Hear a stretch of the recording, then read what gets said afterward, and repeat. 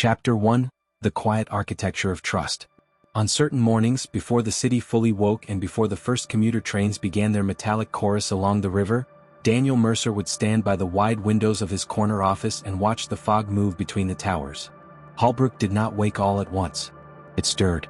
First came the low rumble of delivery trucks, then the distant hiss of buses kneeling to the curb. Lights flickered on floor by floor in the surrounding buildings, like a constellation assembling itself in reverse. From 19 stories above the street, Daniel could see the Archer Bridge stretching over the river, its steel ribs fading into pale gray mist. He liked arriving early. The building felt honest at that hour. Before meetings. Before strategy. Before the language of profit and positioning replaced the language of purpose. He set his leather briefcase down carefully on the corner of his desk each morning, unlatched it with quiet precision, and removed the same 3 items in the same order. His laptop, a thin folder of pending reviews, and a small framed photograph. The photograph faced outward. Mara stood on the beach, hair caught mid-laugh in the wind. Lucy, 8 years old and fiercely sunburned despite sunscreen, grinned at the camera with the defiance of someone who believed the world was fundamentally safe. Daniel adjusted the frame slightly so it aligned with the edge of his desk. It was a small ritual, almost superstitious. A reminder that beyond compliance reports and legal language and risk matrices, there were real people who trusted systems they would never see. He poured himself coffee from the communal machine down the hall. It was always slightly too bitter, but he preferred it that way. Strong. Unapologetic.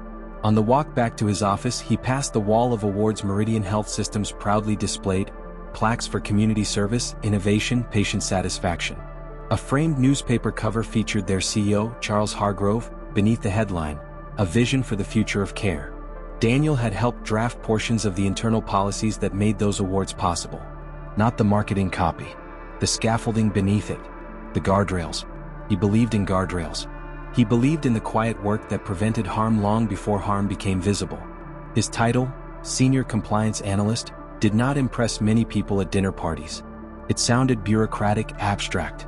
But to Daniel, it meant something deeply practical, ensuring that promises made to patients were promises kept. By 8:30, the building would fill with sound. He would hear laughter in the hallway, the rhythm of heels on polished tile, the muted buzz of phones. But in that early hour, as fog thinned and sunlight began to stain the river gold, Daniel felt steady. His life had settled into a shape he recognized. He and Mara had bought their house 12 years earlier, just before Lucy was born. It was a narrow 2-story place in a quiet neighborhood lined with maple trees that turned an impossible red in October. The porch steps creaked in predictable places. The kitchen window stuck slightly in humid weather. The walls held the faint marks of Lucy's early attempts at drawing directly on paint. Predictable imperfections. The kind that made a place feel lived in rather than curated. Most evenings, Daniel drove home across Archer Bridge, the river below reflecting streaks of neon and brake lights. He would turn down Maple Street, wave to Mr. Henderson watering his lawn regardless of season, and park in the driveway where Lucy had once tried to ride her bike without training wheels. Inside, the house smelled of garlic or laundry detergent or pencil shavings, some small domestic scent that signaled continuity. How was the machine today? Mara would ask, leaning against the counter with that half-smile she reserved just for him. Still humming, he would reply, kissing her cheek. No sparks. Lucy would appear seconds later, usually mid-story. Dad, guess what? I got picked to read first. Dad, coach says my left foot's getting stronger. Dad, did you know octopuses have 3 hearts? He would listen as if each fact were vital. Because in her world, they were. On Saturdays, he volunteered as an assistant coach for Lucy's soccer team. He wasn't particularly athletic, but he was patient. He knelt in the grass and tied loose cleats, explained offside rules and simplified metaphors, and clapped for every attempt, not just every goal. Mara watched from a folding chair near the sideline, thermos balanced on her knee. You take this very seriously, she once teased. I do, he replied. You know they're 9. I know, he said. That's why it matters. Mara understood. Daniel's seriousness wasn't about soccer. It was about fairness. About effort. About teaching children that rules existed to protect everyone, not to punish them. His parents had raised him that way. His father, Thomas Mercer, had run a small auto repair shop south of the city. He worked long hours beneath hoods and chassis, hands permanently darkened by oil that no soap could fully remove. But when customers came in, he looked them in the eye and explained repairs in plain language. If it doesn't need replacing, he would say, I won't replace it. Daniel had watched men twice his father's size nod with quiet respect. His mother, Elaine, had worked night shifts at St. Agnes Hospital. She came home as the sky lightened, her footsteps soft so she wouldn't wake him. On mornings when he did wake early, he would find her at the kitchen table sipping tea, exhaustion tucked neatly behind composure. People trust us when they're scared, she once told him. That's not something you take lightly. Trust. The word lived inside him like a compass. At Meridian, Daniel believed he was protecting that trust. His days were structured around documentation reviews, compliance checklists, audits of clinical reporting. He examined billing codes and trial disclosures and adverse event summaries. He asked questions others sometimes found inconvenient. But he was not adversarial. He was methodical. Colleagues described him as steady, predictable, fair. You like that? In meetings, when debates grew heated over budget allocations or risk assessments, Daniel would clear his throat gently and say, let's bring it back to the policy. Policy was neutral. Policy was objective. Policy was the quiet line between error and integrity. Or so he believed. One afternoon in late February, he sat in conference room C reviewing quarterly summaries while rain tapped steadily against the glass. Across the table, Dr. Alan Pierce scrolled through slides about research expansion initiatives. We're entering an ambitious phase, Pierce said, voice animated. Federal partnerships. Increased trial enrollment. This is transformative. Daniel nodded, making notes. Compliance considerations? Pierce asked, glancing toward him. Daniel adjusted his glasses slightly. Scale increases complexity, he said. We'll need reinforced reporting protocols, especially in pediatric trials. Pierce smiled reassuringly. Of course, that's why we have you. The room chuckled lightly. Daniel smiled back, unaware that the phrase would echo differently in his mind later. That evening, rain continued into dusk. The river swelled darker, heavier. Traffic slowed across Archer Bridge. Daniel arrived home damp from the short walk between car and porch. Mara had lit a candle in the kitchen. Lucy sat at the table constructing a model solar system from painted foam balls. Dad, Jupiter's stripes are uneven, she said anxiously. He knelt beside her. Real Jupiters are uneven too, he replied gently. That's what makes it real. She studied the model, reassured. Later, after Lucy had gone to bed, Daniel stood by the living room window watching water bead along the glass. You're quiet tonight, Mara observed. Just thinking, he said. About? He hesitated. Growth, he replied finally. The hospital's expanding fast. That's good, isn't it? It is, he said. As long as the foundation holds. She reached for his hand. It always has. He wanted to believe that. And he did. Because up to that moment, nothing in his experience suggested otherwise. Meridian's reputation was pristine. Its CEO donated generously to city projects. Politicians praised its innovation. Families lined its hallways with gratitude. The architecture of trust appeared solid. Daniel did not yet see the hairline fractures forming deep within it. In the final week of February, a mild cold front moved through Holbrook. The air sharpened. Mornings grew clearer. On one such morning, Daniel arrived earlier than usual. The fog was thinner that day, rising slowly off the river like breath. He set his photograph in place. He opened his laptop. His inbox loaded gradually, routine correspondence, meeting reminders, automated alerts. Then, near the top of the list, he saw a subject line he did not immediately recognize. Internal Review, Pediatric Trial 47B. He paused. The title itself was unremarkable. Meridian ran dozens of trials at any given time.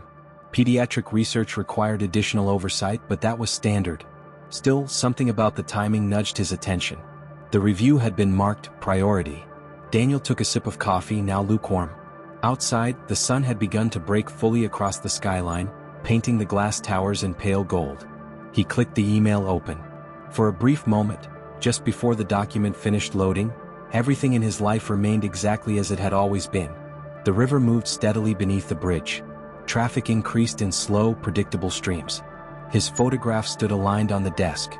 The machine, as Mara liked to call it, still hummed.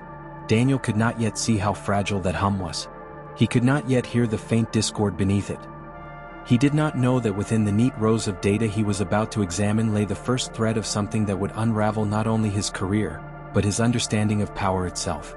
At that moment, he was simply a man in a quiet office, watching the city wake, believing that systems, like bridges, were built to hold, and that if they ever failed, someone would surely fix them. He had no reason yet to doubt that. Not until the numbers began to speak. Chapter 2, The First Crack. The document opened slowly, line by line, as if reluctant to reveal itself. Daniel adjusted in his chair, the leather creaking softly beneath his weight. The office was still mostly quiet. Only a few early arrivals moved down the hallway outside. The morning sun had risen higher now, dissolving the last of the fog and casting clean, pale light across his desk. At first glance, Trial 47B looked like every other internal review he had processed in the past decade. Structured headings, clinical terminology, columns of data arranged with reassuring symmetry. Objective: evaluate the safety and efficacy of Immunomod X in pediatric patients diagnosed with early-onset autoimmune neuroinflammatory disorder. He exhaled lightly through his nose. He remembered the press release from 6 months earlier. Smiling physicians. A hopeful quote from a grateful parent. A new frontier in care. He had skimmed it in passing, proud to work for an institution pushing medical boundaries responsibly. He scrolled further. Enrollment, 28 participants. Age range, 7 to 12 years. Primary endpoint, reduction in inflammatory markers over a 12-week period. So far, nothing unusual. Then he reached the section titled Adverse Events Summary. 2 moderate complications. Both resolved. He frowned slightly. That seemed low. He clicked the embedded link to detailed case notes. The page refreshed. 5 severe adverse reactions. Daniel blinked. He leaned closer to the screen as if proximity might clarify what he was seeing. Patient ID 12, acute cardiac distress, emergency intervention required. Patient ID 17, prolonged neurological episode, extended hospitalization. Patient ID 21, cognitive regression and persistent headaches. Patient ID 23, seizure-like activity, cause undetermined. Patient ID 26, systemic inflammatory response exceeding baseline projections. 5. Not 2. His eyes moved back to the summary page. 2 moderate complications. He checked the timestamps. The detailed case notes had been logged 3 weeks earlier. The summary page had been updated 2 days ago. He felt a small tightening in his chest. Not fear, not yet. Just dissonance. He had seen reporting discrepancies before. Human error. Delayed classification. Miscommunication between departments. He clicked the revision history tab. The adverse event count had originally been listed as 5. Then, 12 days later, it had been edited to 2. No explanatory note attached. Daniel sat back. The office no longer felt entirely quiet. He could hear the building now. Distant doors opening, printers warming, the faint hum of the HVAC system. He placed his hands flat on the desk. Okay, he murmured to himself. He opened the internal email thread attached to the review. The first message was from a research coordinator named Leah Donnelly. Subject: clarification needed, reportable events 47B. Dr. Pierce? We need confirmation on whether patients 21, 23, and 26 meet federal reporting thresholds. Parents are requesting detailed explanations. Legal has asked us to hold external updates pending review. The reply came from Dr. Alan Pierce 4 hours later. Leah, do not escalate beyond current classification. We are aligning with legal counsel regarding reportability criteria. Maintain existing documentation. We will revisit once federal partnership negotiations conclude. Maintain existing documentation. Daniel read the sentence slowly. He clicked back to the revision history. The edit from 5 to 2 had been made the same day as Pierce's email. He felt something shift internally, like a floorboard bending beneath unexpected weight. He glanced toward the photograph of Mara and Lucy. Lucy's grin seemed almost luminous in the morning light. He turned back to the screen. Perhaps there was context he was missing. He opened patient 21's file. Emily Rios. Age 9. Pretrial condition: moderate autoimmune neuroinflammation, manageable with conventional therapy. Post-treatment note, week 4, cognitive delay observed. Patient reports persistent headaches. MRI indicates unexpected white matter anomalies. Recommendation: continue observation. He swallowed. Week 6, neurological episode lasting approximately 12 minutes. Stabilized. Week 8, parents express concern over behavioral changes. Daniel closed his eyes briefly. He thought of Lucy's science project the night before. The uneven stripes on Jupiter. The simple trust in his answer. Real Jupiters are uneven too. He reopened the file. At the bottom of the page in smaller font was a notation, reclassified as moderate per legal guidance. Reclassified. He opened patient 23. Seizure-like activity. Non-conclusive correlation to trial compound. Reclassified. He moved to patient 26. Systemic inflammatory response exceeding baseline projections. Within acceptable experimental variance. Reclassified. Daniel removed his glasses and rubbed the bridge of his nose. The sunlight in the office felt harsher now. He stood and walked to the window, pressing his fingertips lightly against the cool glass. Below, Holbrook moved with oblivious rhythm. Pedestrians crossed intersections. Food trucks set up along sidewalks. Somewhere, a child was likely being walked into school, hand clasped tightly in a parent's. The world did not know that 5 had become 2. The world did not know that 3 children's complications had shifted categories with the stroke of a keyboard. He returned to his desk. He needed to verify. He opened the federal reporting portal and accessed the submission Meridian had filed. Trial 47B, Interim Safety Report. 2 moderate adverse events. No severe complications reported. He stared at the number 2 until it blurred. His job was not to assume malice. His job was to identify discrepancy and resolve it. He composed a brief internal message requesting clarification. Before sending it, he paused. Something in Pierce's email unsettled him more than the numbers themselves. Pending federal partnership negotiations. The implication hung in the air like a scent. Funding. Visibility. Reputation. He deleted the draft email. Instead, he printed the internal review and slipped it into a thin folder. He would speak to Pierce directly. Mid-morning, the office had fully awakened. Voices echoed faintly in the corridor. A pair of junior analysts laughed near the coffee station. Daniel walked down the hallway toward the research wing, folder tucked beneath his arm. As he passed the communications department, a television mounted on the wall displayed a promotional segment about Meridian's innovation in pediatric care. A smiling physician spoke warmly about transformative breakthroughs. Daniel slowed for a moment. Behind the physician on screen, a blurred image of a hospital corridor glowed white and immaculate. He continued walking. Dr. Pierce's assistant looked up as Daniel approached. "Good morning, Daniel." "Morning, Claire. Is Dr. Pierce available?" "He has a 10-minute window before his noon call." "That's fine." Claire knocked softly, then gestured him inside. Pierce's office was bright, lined with floor-to-ceiling shelves holding awards and framed photographs. In one photo, Pierce stood beside a senator, both smiling broadly beneath a banner reading Expanding Hope. "Daniel," Pierce said, rising from behind his desk. "What's on your mind?" Daniel closed the door gently behind him. "I've reviewed the 47B interim report," he began evenly. "There's a discrepancy between internal case notes and the federal submission." Pierce's expression remained neutral. "Go on." 5 severe adverse reactions internally. 2 moderate externally. Pierce leaned back slightly in his chair. "Yes." Daniel waited. Pierce folded his hands. "As noted in the correspondence, legal reviewed the cases. 3 were reclassified," Daniel said. "Yes." "On what basis?" Pierce's gaze sharpened, just barely. "Clinical interpretation. Patient 21 experienced cognitive regression and neurological episodes," Daniel said. "That meets federal severity criteria." "It meets subjective interpretation," Pierce replied calmly. Correlation to the compound was not conclusively established. Daniel felt heat rise faintly in his neck. Severity classification doesn't require causation certainty. It requires occurrence. Pierce sighed, a measured exhale.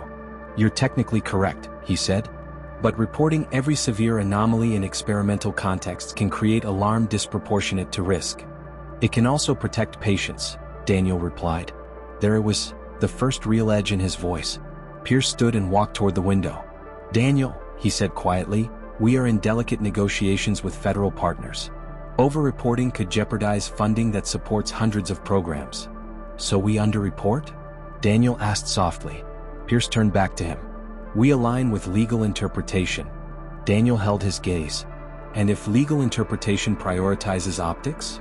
A beat of silence. Pierce's voice lowered. "You're a valuable member of this institution. I would advise you to consider the broader impact of raising concerns prematurely." Prematurely. Daniel understood the word for what it was: delay. He left the office with the folder still under his arm. The hallway felt longer on the return walk. He noticed details he had not registered before. Security cameras angled discreetly at corners. Executive assistants speaking in hushed tones near closed doors. At his desk, he sat without opening his laptop. He stared at the photograph of his family. Trust, his mother had said, was not something you took lightly. He thought of the parents who had enrolled their children in 47B. They had signed consent forms filled with dense legal language. They had placed faith not in paragraphs but in people. He opened patient 21's file again. Emily Rios. He imagined her in a hospital bed, fluorescent lights humming overhead. A stuffed animal tucked beneath one arm. A mother sitting stiffly in a vinyl chair, watching monitors flicker. He imagined being that mother. Would he want 5 reported? Or 2? The question settled heavily. That evening, Daniel stayed late. The office emptied gradually. Conversations dwindled. Lights dimmed in sections of the building. He requested access logs for the 47B revision history. Restricted. He tried again. Restricted. A small notification appeared on his screen. Your access permissions have been modified. Modified. He sat very still. No official notice had been sent. He checked his inbox. Nothing. Outside, the sun dipped below the skyline, staining the river copper. The building's hum deepened as fewer voices competed with it. He picked up his phone and considered calling Mara. He didn't. Not yet. Instead, he opened the federal reporting guidelines and read them line by line, as if searching for an error in his own interpretation. The language was clear. Severe adverse events must be reported. No caveats about funding. No clauses about optics. He closed the document. The crack in the architecture of trust had widened. Not enough to collapse anything. Not yet. But enough that he could feel air moving through it. Enough that he could no longer pretend the structure was seamless. At home that night, Lucy was already in pajamas, sprawled across the living room floor drawing constellations on black construction paper. "Dad, which one is Orion?" she asked. He knelt beside her. "Those 3 in a row," he said, pointing. "Why are they so bright?" "Because they're close together," he replied. She considered that. "Do stars ever fall apart?" she asked absently. He hesitated. "Sometimes," he said quietly. "But it takes a long time." Mara watched him from the kitchen doorway. Later, after Lucy had gone to bed, she approached him gently. "You're carrying something," she said. He nodded. "Just a discrepancy," he replied. "In numbers?" "Yes." "And?" He looked at her. "And sometimes numbers tell you more than people want them to." She reached for his hand. "Be careful," she said softly. He didn't yet know how much that word would come to mean. That night, as he lay awake listening to the faint tick of the hallway clock, Daniel stared at the ceiling and replayed Pierce's words. Delicate negotiations. Premature. Align with legal. He felt the first true tremor of unease, not only about the trial but about the system surrounding it. A system capable of editing numbers. A system capable of modifying access without explanation. A system that understood precisely which doors to close. He did not yet know how high that system reached. He did not yet understand the weight of the money behind it. But as sleep finally claimed him in restless fragments, one thought repeated quietly in his mind. 5 had become 2. And no one, beyond a handful of offices with locked doors, seemed troubled by it. Chapter 3, The Shape of Power. The change did not arrive with shouting. It arrived with distance. By the following Monday, Daniel could feel it in the air of the building before anyone said a word to him. Conversations lowered slightly as he approached. Smiles lingered a second too short. Eye contact broke a moment too soon. He had not filed a formal complaint. He had not escalated beyond Dr. Pierce. But systems like Meridian had their own internal nervous systems. Pressure applied in one corner registered elsewhere almost instantly. Daniel sat at his desk, staring at the small notification that had appeared in his account settings the previous Friday evening. Access level adjusted, research oversight modules. No explanation. No email. Just a quiet reconfiguration. He tried to open Trial 46C. Restricted. Trial 45D. Restricted. Only general summaries were available now, sanitized overviews without the underlying data. He leaned back slowly in his chair. The office felt louder than usual, though nothing had objectively changed. The copier down the hall clicked rhythmically. Phones rang. Someone laughed near the elevators. Ordinary sounds. Ordinary day. And yet something fundamental had shifted. He opened his notebook and began writing down everything he remembered from 47B before the access modification. Patient IDs, dates, the language of reclassification. He wrote carefully, methodically, as though reconstructing a memory before it faded. He had learned something from his father long ago. If something doesn't sit right, Thomas Mercer had once said while tightening bolts beneath the hood of a customer's car, write it down before someone tells you it never happened. At 11:30, an email arrived from Human Resources. Subject: Professional Conduct Review, Informational Meeting. Daniel stared at the screen. He had received no prior warning. He clicked it open. Mr. Mercer, concerns have been raised regarding recent interactions within the research department. We request your presence at an informational review this Wednesday at 2 p.m. No details. No specifics. He felt a slow, spreading awareness beneath his ribs. This is how it begins. He closed the email without replying. At lunchtime he walked outside for air. The March sky was sharp and blue, the river glittering beneath sunlight. Food trucks lined the sidewalk, steam rising from metal vents. He stood near the edge of the promenade, hands in his coat pockets. The city looked unchanged. It was remarkable how systems could begin to turn against a person without altering their external appearance at all. His phone buzzed. An unknown number. He hesitated, then answered. Daniel Mercer? Yes. This is Sophia Rios. The name struck him immediately. Emily. Patient 21. He turned slightly away from pedestrian traffic. Yes, Mrs. Rios. There was a pause as if she were gathering courage. Someone from the hospital mentioned that you were reviewing the trial. That you asked questions. Daniel's pulse quickened. I review many trials, he said carefully. I can't discuss specifics. I understand, she replied quickly. I need to know if I'm imagining things. Her voice was thin, strained. They told us Emily's episode wasn't related, she continued. That kids react differently sometimes. But she wasn't like this before. Daniel closed his eyes briefly. What's changed? He asked gently.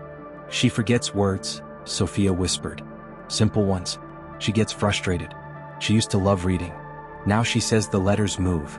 The river breeze felt colder suddenly. I'm sorry, Daniel said quietly. They keep saying it's temporary, Sophia continued. But it's been 3 months. He swallowed. I can't give you medical advice, he said carefully. But you have the right to request full documentation of her case. And you have the right to ask whether all adverse events were reported accurately. Silence on the line. They said we signed forms, she said. They said complications happen. They do, Daniel acknowledged. But this doesn't feel like a complication, she whispered. It feels like something was missed. He looked out at the Archer Bridge, cars moving steadily across it. Trust your instincts, he said softly. After he hung up, he stood very still. The crack had widened. It was no longer numbers on a screen. It had a voice now. It had the sound of a mother trying not to panic. Wednesday arrived with unsettling precision. Daniel entered the HR conference room at 2 o'clock sharp. Inside sat a representative from Human Resources, a compliance officer from another division, and Dr. Pierce. Pierce did not meet his eyes. Daniel, the HR representative began, folding her hands neatly on the table, concerns have been raised regarding your tone and approach in recent communications. My tone? Daniel repeated evenly. It has been suggested, she continued, that your interactions have created tension within the research department. He almost laughed. I asked for clarification on reporting discrepancies. Dr. Pierce finally spoke. You implied intentional misconduct. I identified numerical inconsistency, Daniel replied. The compliance officer cleared his throat. Intent can be inferred from implication. Daniel felt something cold and sharp settle in his chest. So we're discussing inference, he said quietly, instead of data? The HR representative offered a rehearsed smile. This is an informal conversation, she said. We want to ensure collaborative harmony. Collaborative harmony. The phrase felt almost surreal. He left the meeting without raising his voice, without accusing, without conceding. But he understood something new as he walked back to his office. The system was not defending a mistake. It was defending itself. Over the next 2 weeks, subtle pressures accumulated. Colleagues who once sought his input now bypassed him. A long-scheduled budget presentation he was meant to attend was reassigned. An anonymous complaint appeared in his file alleging aggressive oversight behavior. He requested documentation. The request was delayed. Each event alone was minor. Together they formed a pattern. One evening, after Lucy had gone to bed, Daniel spread printed documents across the dining room table. Mara sat opposite him, arms folded. "This isn't random," he said quietly. She studied the papers. "What are you thinking?" she asked. "I think this isn't just 47B. He reached for another folder, older trial data he had downloaded months ago for routine review. He began cross-referencing adverse event classifications across 3 pediatric studies. A pattern emerged slowly, methodically. Severe became moderate. Moderate became observational. Language softened. Numbers shifted. Not always dramatically. Just enough. Just enough to avoid triggering regulatory thresholds. Mara watched his expression change. "How far back does it go?" she asked. He flipped another page. 2 years, he said quietly. "Maybe more." She leaned back in her chair. "And no one noticed?" "Maybe they did," he replied. "Then why?" "Because funding increased," he said. He pulled up Meridian's annual reports on his laptop. Research grants had doubled in 3 years. Federal partnerships expanded. Private donors contributed millions. He stared at the figures. Power was not abstract. It was structured, layered, connected. Money flowed downward. Influence flowed outward. Protection flowed inward. He felt something shift inside him, not just anger but clarity. The numbers were not mistakes. They were strategy. The following week, Daniel requested a formal internal investigation. He submitted a documented report outlining discrepancies across multiple trials. He copied legal. He copied the executive office.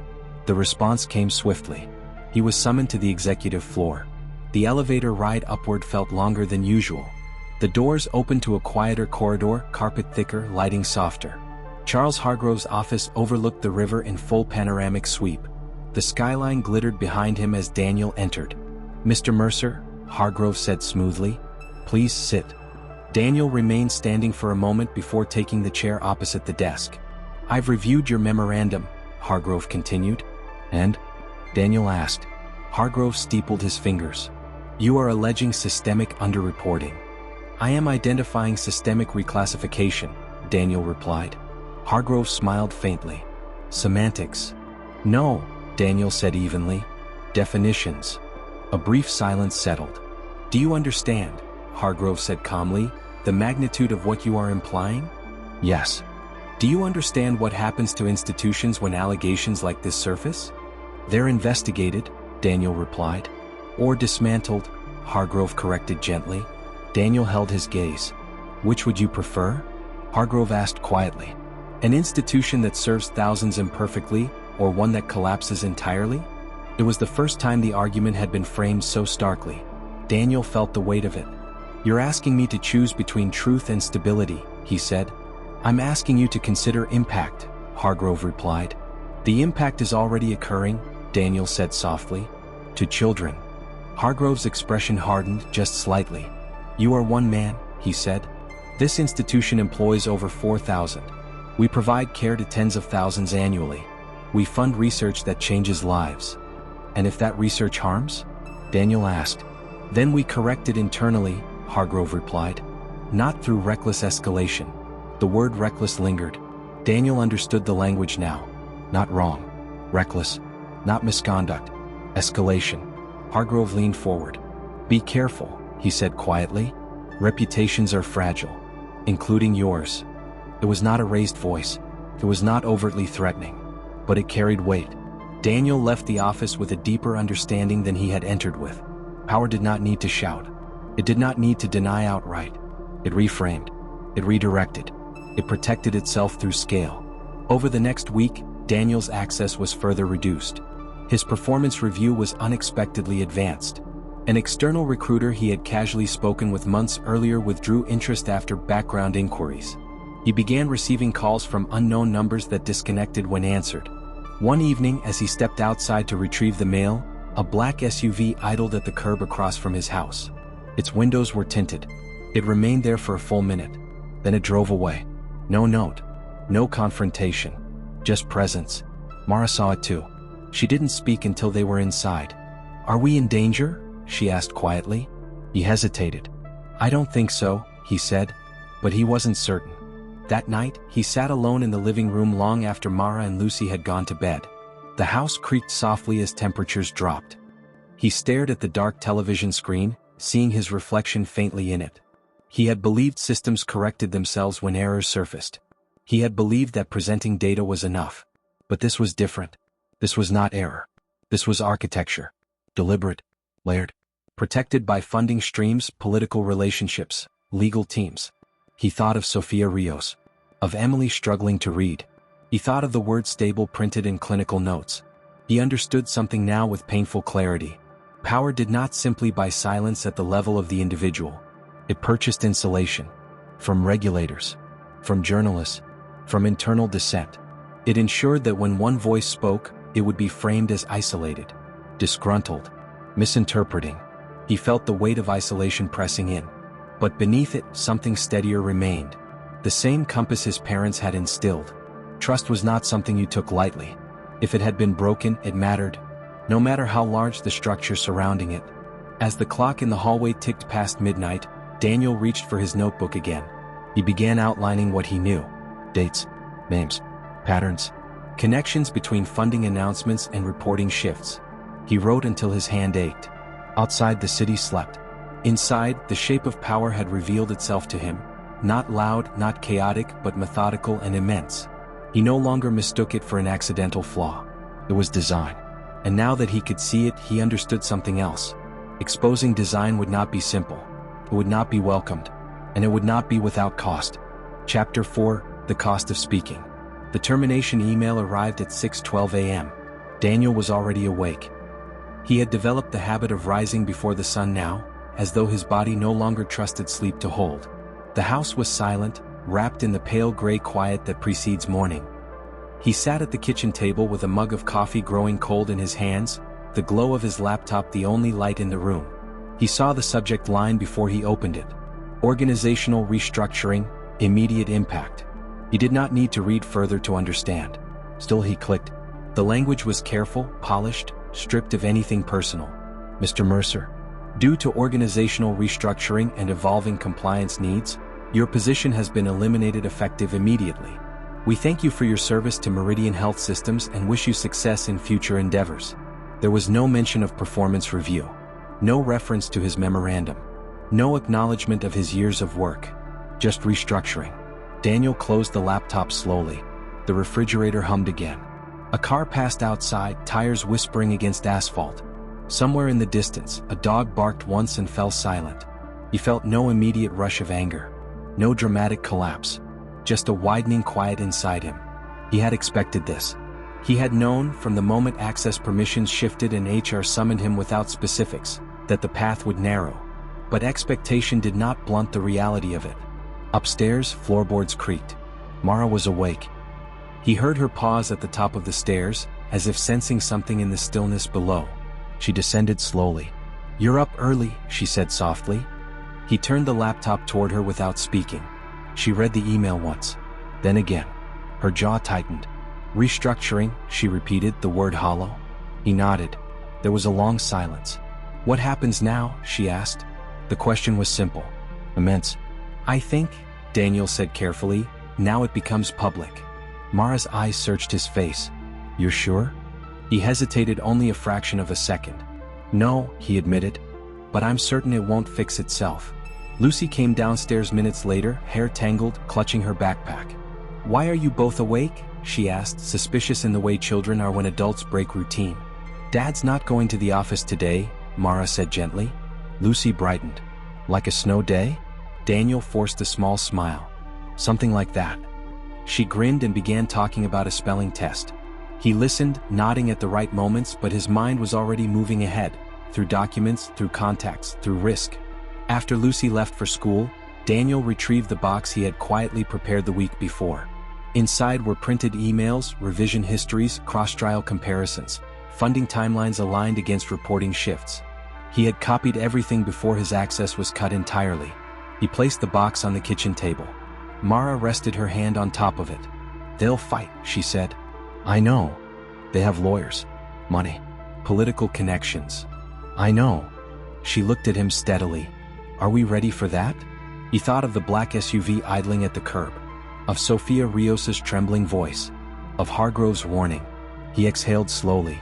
"I don't think anyone's ever ready," he said. "The journalist, Claire Bennett's office sat above a narrow bookstore downtown, 2 flights up a stairwell that smelled faintly of dust and paper. Daniel had found her name months earlier while reading an investigative piece she wrote on municipal corruption. She had a reputation for patience. She did not rush stories, did not sensationalize. She listened. When he stepped into her office, she looked up from her desk with calm curiosity. "You said this was about clinical reporting," she said. "It's about reclassification," Daniel replied. He set the box on her desk. For the next 2 hours he spoke carefully, methodically. He laid out the structure: pediatric trials, adverse event downgrades, legal alignment during federal negotiations, funding spikes corresponding with reporting reductions. Claire did not interrupt often. When she did, it was precise. "Do you have original revision logs?" "Yes." "Independent corroboration?" "Some parents," he said. "But they're afraid." "Of what?"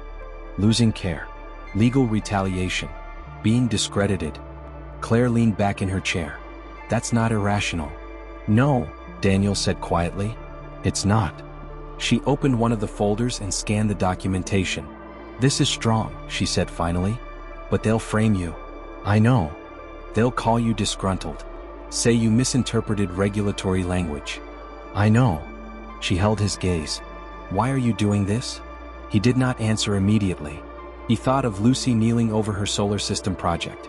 Of Emily struggling to read. "Because silence becomes permission," he said. Claire nodded once. "Then we do this carefully." The article. It took 3 weeks. 3 weeks of verification, interviews, legal review, cautious outreach to former employees willing to speak anonymously. 3 weeks during which Daniel existed in a strange suspension, no longer employed, not yet publicly visible. He applied to other compliance positions quietly.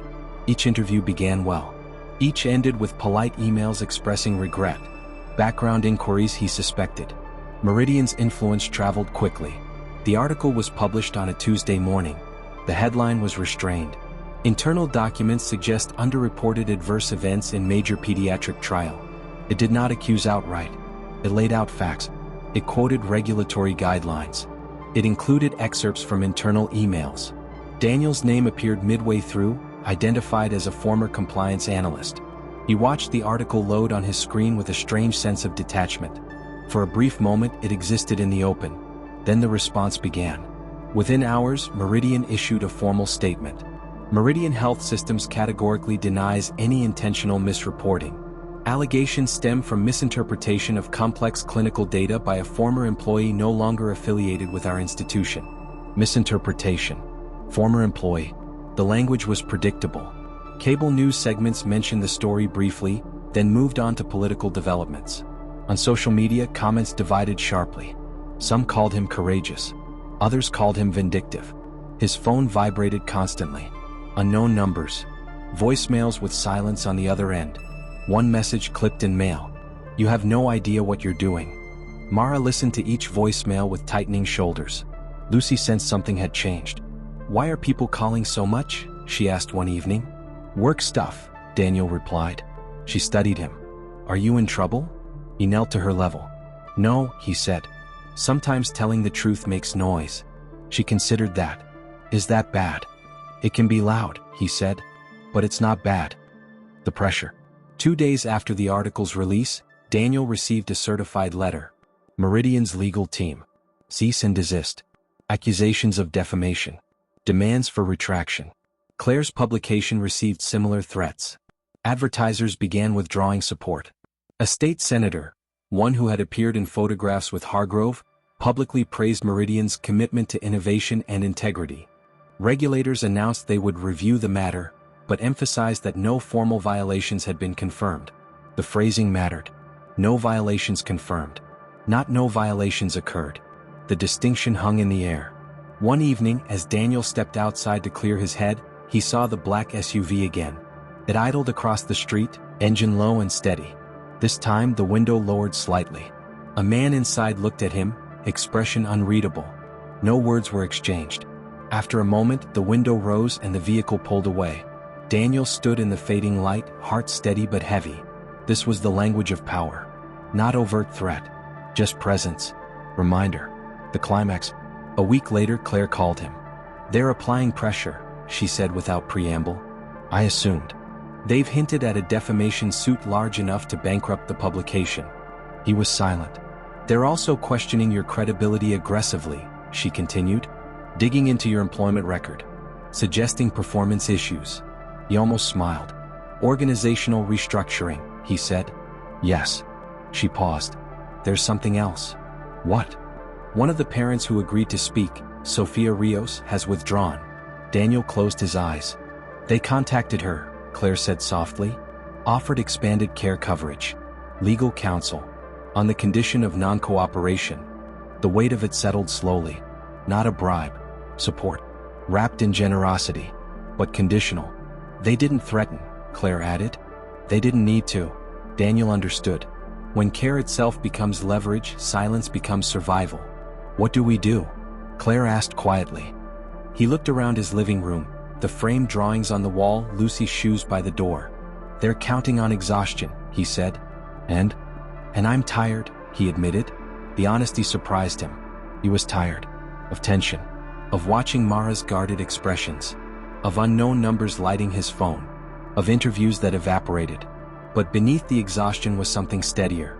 If we stop, he said slowly, nothing changes. Claire exhaled softly. Then we continue. The hearing. A federal oversight committee announced a limited inquiry. Not a full investigation. A review. Daniel was invited to submit testimony.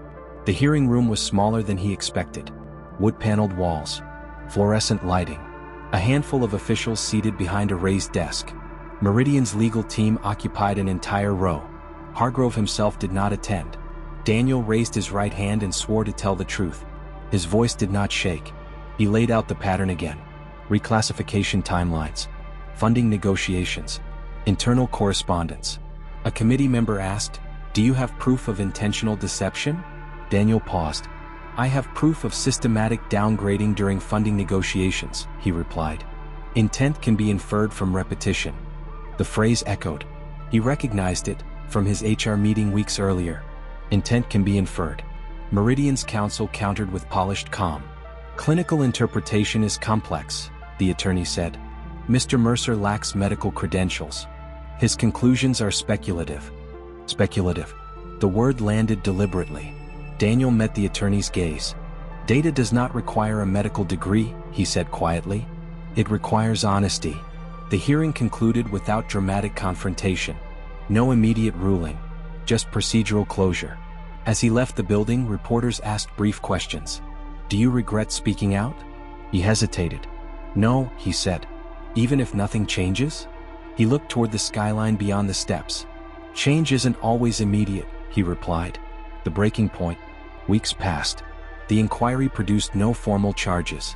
Meridian announced minor policy clarifications. No admission of wrongdoing. No executive accountability. Claire's publication survived, but barely. Daniel's savings thinned. Job offers did not come. One night, after Lucy had gone to bed, Mara sat across from him at the kitchen table. "How long?" she asked. He knew what she meant. "How long do we fight?" she clarified. He stared at his hands. "I don't know." She reached across the table and took them. "I support you," she said. "But we need stability too." The word struck him. Stability. The same word printed in Emily's file. Stable. Contained. Managed. At what cost? He felt the full weight of the decision then, not just moral but practical. To continue meant financial uncertainty. To stop meant silence. He looked at Mara. "If it were Lucy," he said softly, "would you want someone to stop?" Her eyes filled, but she did not look away. "No," she whispered. The answer settled it. The climax was not a dramatic courtroom victory. It was not a televised confession. It was a quiet, stubborn refusal to retract. It was choosing instability over silence. It was understanding that power could insulate itself at every level, legal, political, financial, and still deciding that insulation should not go unchallenged. Daniel did not defeat Meridian.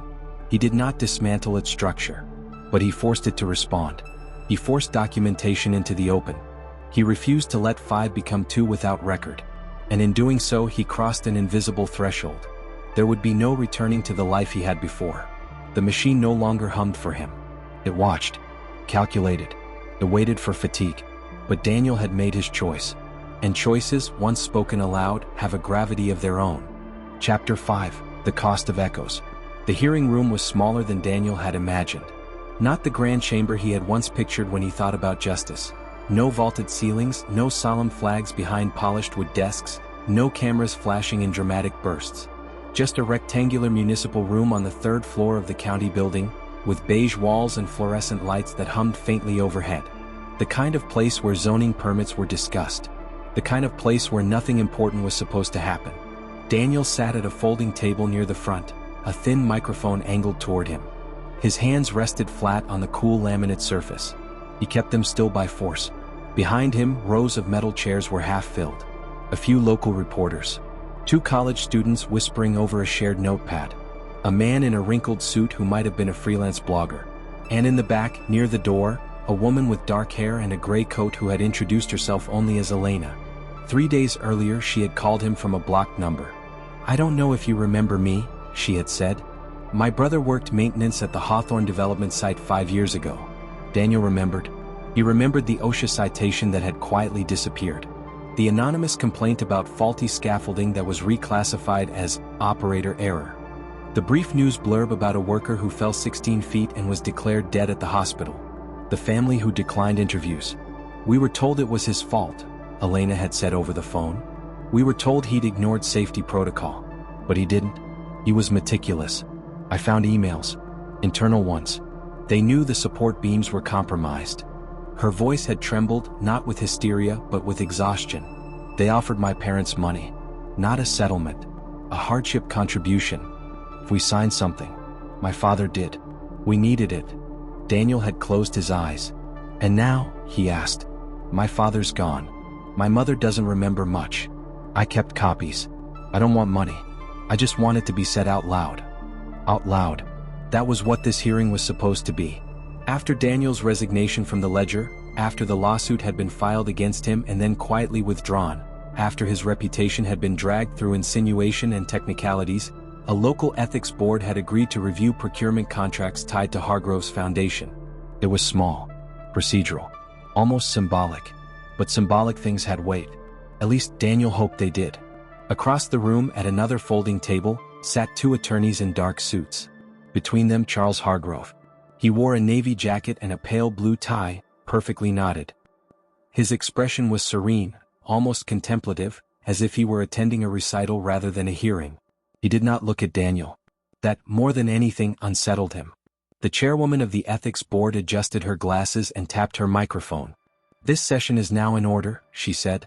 "We are here to review concerns regarding conflict of interest and disclosure compliance related to certain municipal development contracts." Her voice was neutral, careful, procedural. Daniel listened as preliminary statements were read. Dates, figures, references to statutes. Language so sanitized it barely resembled the human lives tangled beneath it. When it was his turn, the chairwoman nodded toward him. "Mr. Keller, you may proceed." Daniel leaned slightly toward the microphone.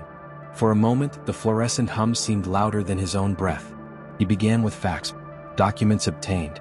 Contracts awarded. Bidding processes that appeared competitive on paper but were routed, quietly, toward subsidiaries tied to Hargrove's private investment firm. Advisory board positions overlapping with public offices. Campaign donations distributed across family members to obscure concentration. He spoke slowly, not dramatically. He laid out patterns. He cited sources. He avoided adjectives. The attorneys occasionally leaned toward each other, whispering. Hargrove sat motionless, hands folded in his lap. Daniel felt, as he spoke, a strange detachment. As if the words were stepping stones across a river and he was simply placing them carefully, one by one. When he finished, the room remained quiet for a beat too long. Then one of Hargrove's attorneys stood. "With respect," he began smoothly, "Mr. Keller's presentation relies heavily on inference rather than proof of illegality. Overlapping associations do not constitute misconduct.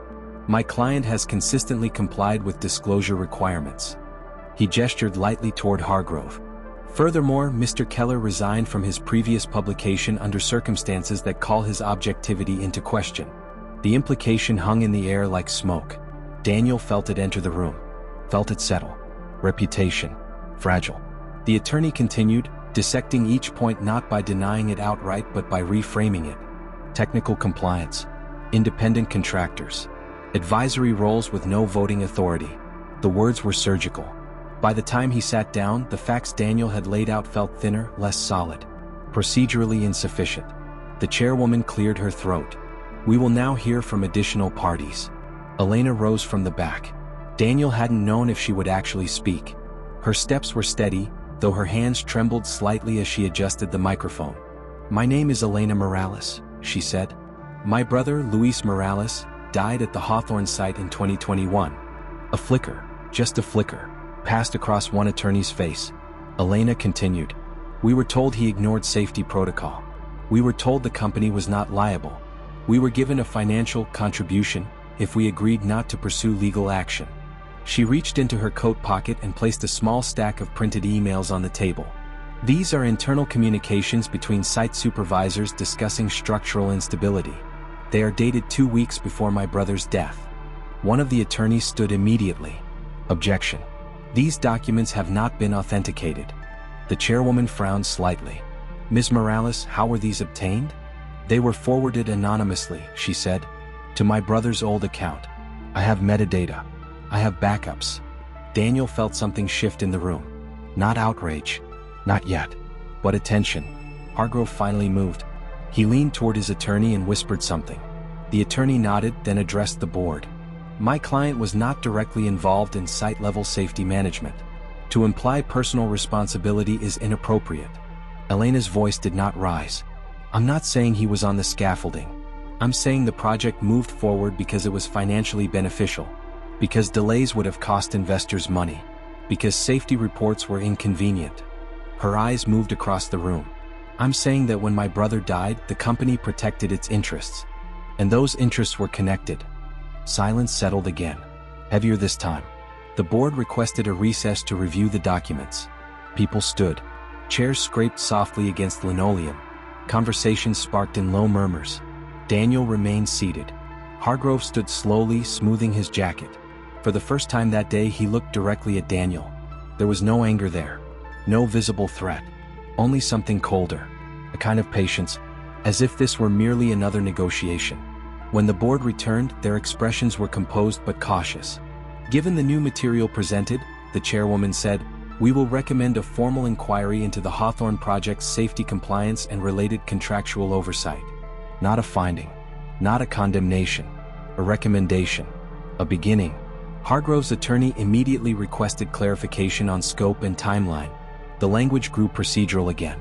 Measured. Contained. By the time the session adjourned, no verdict had been declared. No sanctions imposed. But something had shifted. Outside, the sky had darkened into evening. Streetlights flickered on, casting long amber reflections across wet pavement. Elena stood near the steps, arms wrapped around herself. Thank you, she said quietly as Daniel approached. I didn't do anything, he replied. You showed up. She exhaled. For years it felt like it didn't matter what I knew, because they always knew more. Daniel understood. Power wasn't only money. It was time. Lawyers on retainer. Consultants. Crisis managers. It was the ability to wait until outrage thinned, until attention wandered. It was the luxury of patience. Weeks passed. The formal inquiry began. Subpoenas were issued. Some documents were produced promptly. Others arrived heavily redacted. A few were declared missing due to archival errors. A regional news outlet picked up the story briefly. A panel discussion aired one Sunday morning. Social media flared, then cooled. Hargrove released a statement expressing deep concern and pledging full cooperation. Investors remained calm. Daniel freelanced, writing long-form investigative pieces for smaller platforms. The pay was inconsistent, the audience smaller, but the work felt unfiltered. One evening, Mara found him sitting at the kitchen table long after midnight. You're waiting, she said gently. For what? For something definitive. He looked at the stack of documents in front of him. I don't know if it comes, he admitted. Months later, the inquiry concluded. The report was 63 pages. It cited procedural deficiencies. It recommended enhanced oversight. It found no direct evidence of intentional misconduct by senior leadership. The Hawthorne Development Company agreed to pay a fine. The amount sounded large in headlines. It represented less than a week's projected revenue. No criminal charges were filed. Luis Morales' name appeared once in a footnote. Daniel read the report twice. Then he closed it. That night he walked alone along the river. The city lights shimmered across the water, fractured by ripples. Traffic hummed behind him. Somewhere in the distance, a siren wailed and faded. He thought about the first article he had written. About the night in the diner. About Hargrove's quiet office and the river view. Power had not shouted. It had not threatened outright. It had absorbed, redirected, endured. But something else had endured too. Elena still spoke. A small nonprofit reached out to her to advocate for construction safety reform. 2 former employees of Hawthorne contacted Daniel anonymously, offering additional testimony. A state representative proposed a bill tightening disclosure requirements for public-private partnerships. It was incremental, slow, uncertain. But it was not silence. Months later, Daniel received an envelope in the mail. No return address. Inside was a single sheet of paper. A photocopy of an internal memo, dated years earlier, discussing risk exposure mitigation strategies related to safety complaints. At the bottom, in faint ink, was a signature. Not Hargrove's, but someone higher. Someone with broader reach. Daniel stared at it for a long time. The river continued to move outside his window, indifferent and constant. He did not know if this document would change anything. He did not know if the next step would lead to consequence or merely another procedural containment. He only knew that silence had once seemed absolute. And now it wasn't. He sat down at his desk, opened a blank document, and began to write again, not because he believed power would suddenly yield, but because he understood something else now. Silence is not the absence of truth. It is the price imposed on those who try to speak. And as long as someone is willing to pay that price, the echo never fully dies.